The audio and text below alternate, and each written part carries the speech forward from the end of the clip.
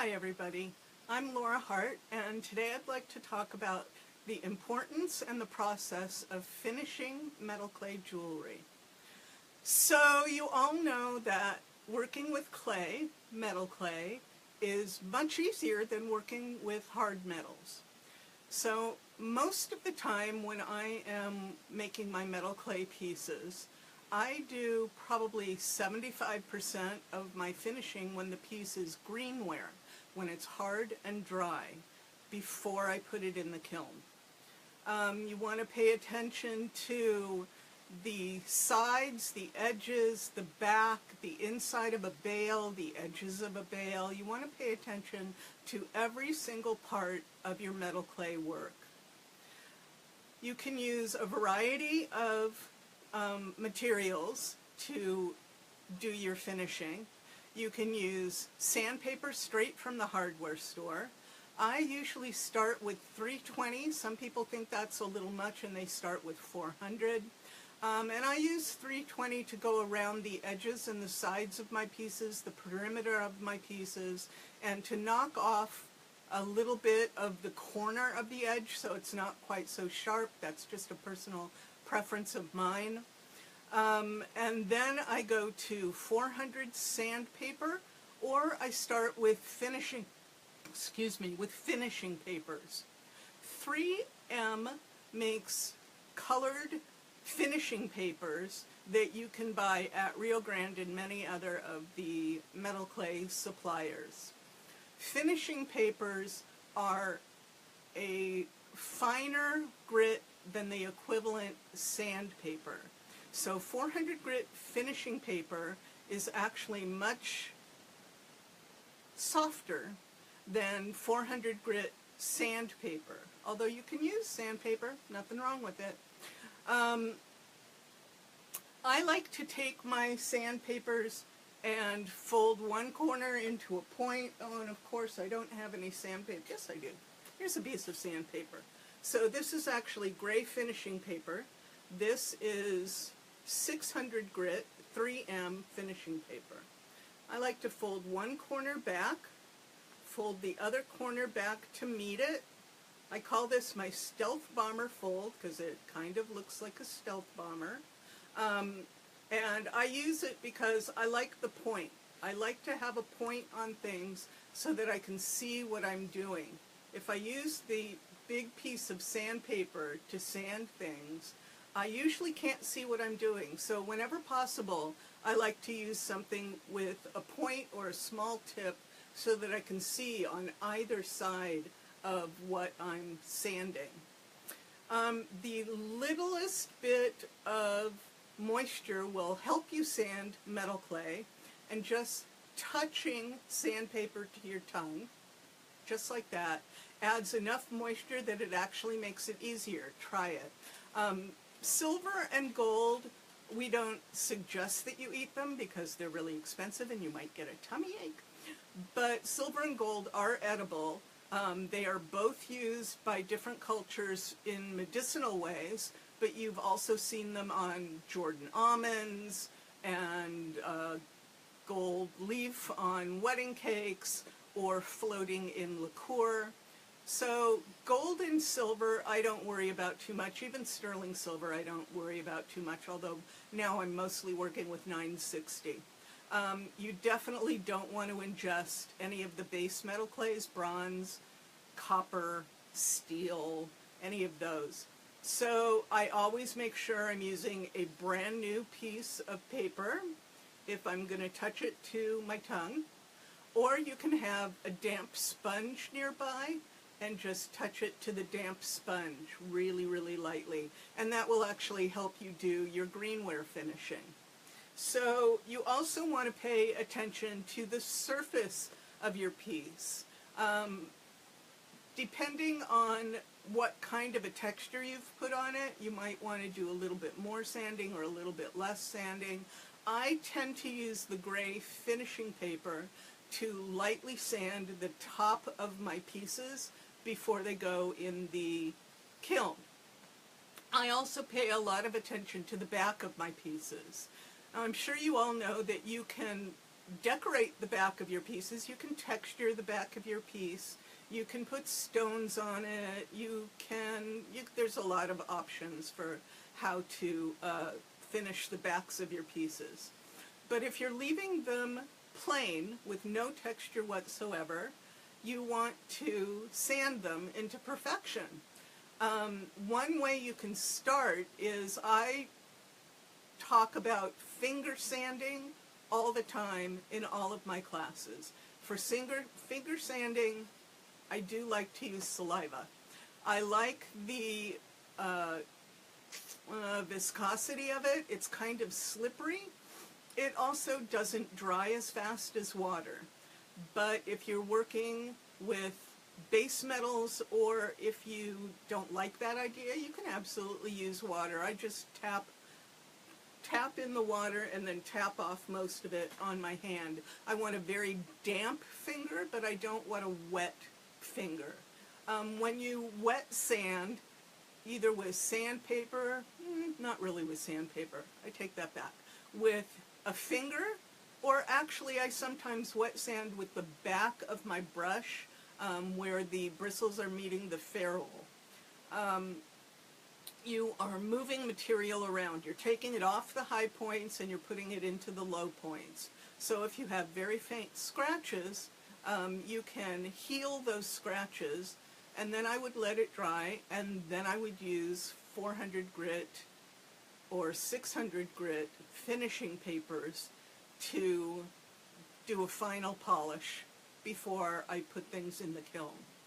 There are lots of people who use other things. Go to the beauty supply store and look at all the different varieties of sanding tools that people use, that manicurists use on ladies' fingers.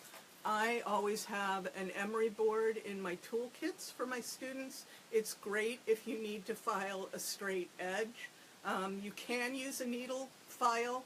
Sometimes needle files are actually overkill with clay because they are actually pretty coarse when you're talking in terms of clay. I usually cut a point on my emery board for the reasons that I talked about before. And emery boards have two different grits on each of them, so you can see which grit works best for the job you're wanting to do. So I absolutely love these. I also really like to look around at various places and find other kinds of tools. These are plastic sanding needles that I found at a miniature store. Actually, it was a what are they called? Model train store. And I convinced PMC Connection to start carrying them. So these are really, really good. Donna Penoyer turned me on to Fantastics, which PMC Connection also sells. This is not an advertisement for PMC Connection. They just happen to have them. Fantastics with an X instead of C, so it's S-T-I-X. And those are sponge tools that were designed for watercolorists. So it's like a little spongy pencil, so it has a pointed tip. I love the pointed tip. The problem with Fantastics is just that once that tip is used and impregnated with metal clay, it gets a little stiff, and it can actually work as a sanding tool instead of a smoothing tool because it gets so gummy, kind of. And it can't be sharpened. You can't do anything with it. So at some point, that tool will really just be thrown out. But you can wash it out. It's a sponge, so they have a really long lifetime. Some people also like to use baby wipes. I personally don't use baby wipes for a couple of reasons. One, the two kinds of baby wipes that I tried had little fibers, left little fibers. Won't the fibers burn out? Yes, they will burn out, but sometimes they leave a mark that, little S mark or whatever that shows that there was something there, like a hair. So I don't like them for that reason. I also don't like them because I'm relatively, I'm forgetting the word, ecologically minded, and it's too much waste for me. Once they dry out, they're not really all that good, and if you're using a great big huge baby wipe for a teeny tiny little action that, that you're going to be using, you end up just throwing them out, and unless you're the kind of person who wants to save them for a year and then send them into a refiner, I just don't like them. But a lot of people love them, and I think you should try them. Maybe you can cut them up into tinier pieces, and maybe they will stay fresh. I don't know. Nancy, I will totally address getting a mirror finish. Thank you. So those are all different kinds of things that you can use on your pieces before they go into the kiln. If, as Nancy is, you are also interested in getting a mirror finish, most of that finish has to be put on before it goes into the kiln. So you need to sand, and you can use a variety of things to sand and smooth your work. These are 3M finishing papers, like I was just talking about. The most coarse is the olive green. That is 400 grit. Gray is 600 grit. Blue is 1200. I'm looking at a little legend that I wrote myself so that I would know exactly what grit everything is. So blue is 1200. Pink is 4000. This is called, I did it backwards. Mint is actually looks like white to me. So I didn't mention wood toothpicks. I will talk about that. Thank you, I forgot. So the mint is 6,000, and the green that I would call mint is 8,000. And if you look in the Rio catalog, they will refer to the higher grits, 4,000, 6,000, 8,000, as pica? Is that what they're called? Now I can't remember. But that is the comparable way to refer to the grit. If you don't own a Rio Grande catalog, if you don't buy from Rio Grande, I highly suggest you get a Rio Grande catalog, because there are all kinds of tricks and tips and comparison charts and things like that that they give you. And you can either copy it out or cut it out and paste it on the wall. They're wonderful. So that's what I do when I need to compare, say, 18 gauge wire is the equivalent of 4 playing cards is 1 millimeter, like that, so that I know exactly what I'm talking about. So my friend Diane in Los Angeles just brought up toothpicks. Toothpicks are also a wonderful sanding device. Excuse me. And if you get them slightly damp, they do a little bit better job. Wood has enough texture and coarseness to it that it's a really good sanding device. I use it to enlarge holes. I use it on the inside of my bale if I want to smooth it on the edges of my bale. I use it when my fingers are too large to make it into a certain area. So let's go back to a mirror finish. When you are wanting to make a mirror finish, you want to start with around 400 grit and go to around 1200 grit or 600 grit with the finishing papers on your greenware. Some people actually use a burnishing tool like this. This is an agate burnishing tool, and you'll notice that it's got a sharp point on it, and you never want to use the point of one of these tools to get into a depression of a piece. You only want to use the flat or the side, the curved side. If you know how to polish rocks, if you are into that, you can file the tip into a more gentle curve. So you can polish it. Remember that metal clay is more than 90% metal. When you sand it, sometimes you'll see a color change, and that's because you're burnishing the metal. So when you use, when you use a burnishing tool to burnish the surface, you're flattening the metal crystals and aligning them in one direction. And you will be able to see pits, you'll be able to see little hairlines, you'll be able to see things that need to be repaired in the clay section before it goes into the kiln. So once you've done all the finishing you possibly can with your clay, your greenware, then it goes into the kiln, and when it comes out fired, of course all the binder is burned off, all the water has burned off, and you've got a solid piece of silver, sterling silver, bronze, copper, whatever kind of clay body you used, whatever kind of metal is in that clay body.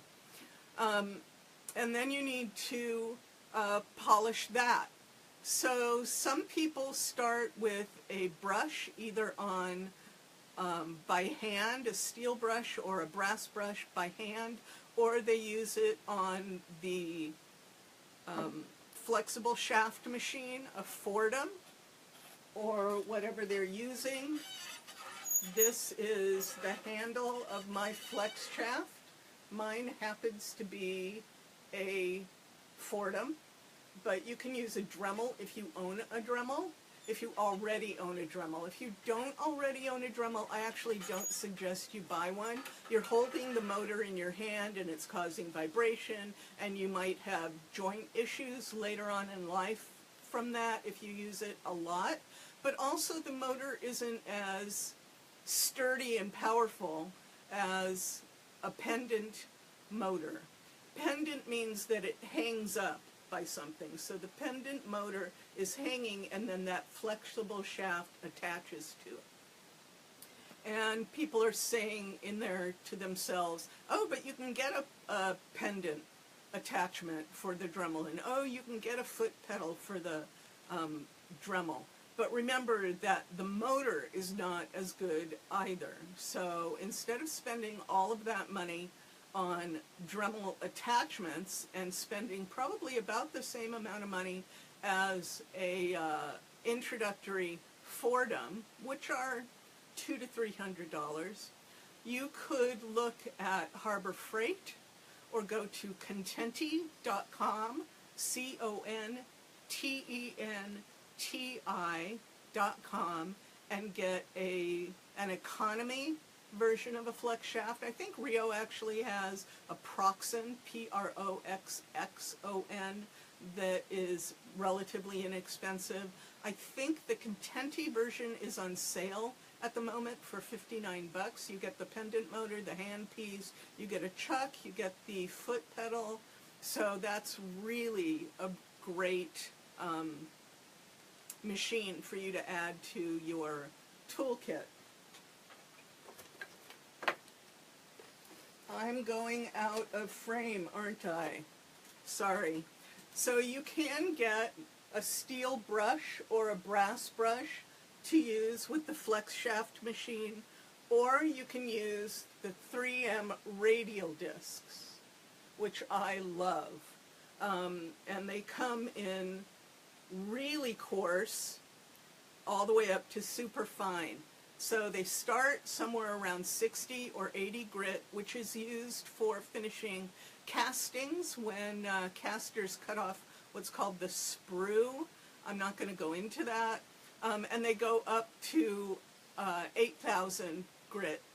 So I start with a red radial disc, which is, wait a minute, let me look. The red is 600. And I go all the way through all of the colors if I want to get a really high shine. The only way you're really going to get a mirror shine is to do things by hand. That's just the way it happens. So I like to use the 3M finishing papers on metal as well. If you use the finishing papers on clay, you want to use a completely separate set for metal. You don't want to cross-contaminate. If your paper is impregnated with clay and then you use it on metal, you're going to get that clay into the pores of the metal, and then it will just continually be dirty. So I will cut my paper up and use some of it for clay and a fresh piece for metal. So that is another way to get a mirror shine. You go all the way through all of the various papers, all the way down to the 8,000 grit paper, and then you should have a really great shine. Remember that the mirror finish is dependent on what is on the surface that you have. So if you have scratches and pits in your surface that you didn't get rid of when it was clay, you're going to have scratches and pits in the metal as well. So if you go through all of these actions to make a mirror finish, but there were scratches there, you're just going to have a very, very shiny finish with scratches in it. Unless some of the sandpaper was able to get rid of the scratches that were left. You can always use a tumbler. Tumblers have different media that can go in them. We are most familiar, I think, with stainless steel mixed shot as the media. The mixed shot gets in every nook and cranny that could possibly be there. But there are other media that you can use as well. The other media are mostly designed for, again, castings or things that are really, really, really rough, like rocks, that need to be tumbled to really change the surface. You don't want to change the surface of your texture, you just want to shine things up. So putting things in a tumbler for anywhere between 15 minutes to a couple of hours will give you a very shiny surface on whatever you put in there. Again, if there are scratches, tumbling will not take out the scratches, they'll just shine them up and make them really pretty scratches. So that's another way that you can finish your work. I know that there is a lot of love out there for the jewel tool, and I can't speak to that at all. I've never used one. I've never been anywhere where there was one that I could try out. So you'll go on Metal Clay Now and ask people for their opinions. There are a couple of really good videos by Annie, who is the CEO of Jewel Tool, on YouTube, so you can go and look at that and see how that machine is used. They also use the radial discs, but they're much larger. I know Holly is on at the moment, and she uses a jewel tool, so maybe she'll put something in the comments about how much she uses the jewel tool and why she likes it. I don't like to buy a lot of tools that I don't really need, so I haven't found a use for it. I don't like super shiny in my own work, and I usually take it down a notch by using the Pro Polish pads. If you take your work up to a completely mirror finish and then use a Pro Polish pad, it actually knocks it back a little bit. If you want to keep that polish, some people will use Weenol, W-E-E-N-O-L, I think, by hand. Some people do like to finish metal clay jewelry with compounds like Zam or Rouge. Rouge is really for gold. But as Barbara Becker-Simon noted in a comment the other day, metal clay is porous, whereas milled metal, sheet, and wire have been compressed and compressed and compressed so that they're pretty solid. Castings are kind of porous, and metal clay is a little bit more porous than a casting. I've talked to Tim McCrite about it, and he doesn't really like to use the term porous because it has such a definite meaning with metal smiths, but that's the only way I can think of to say it. It's porous. I will put a link to a Pinterest board of mine where there are microscopic photographs of metal clay, and you can see the voids between the little micro pieces of metal. So that might be something interesting for you to look at.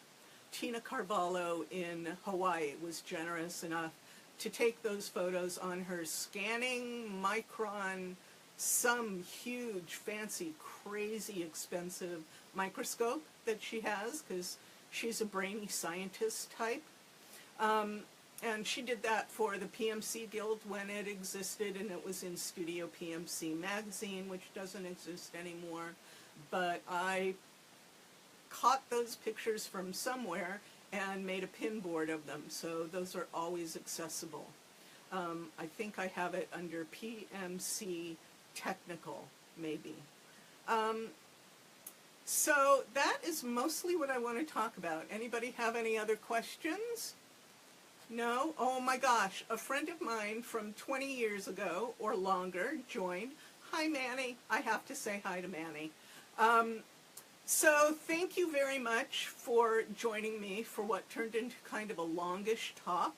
And if I can think of anything else, maybe I'll do a second live on polishing. Thank you very much. Have a great day, and I'll see you on Facebook.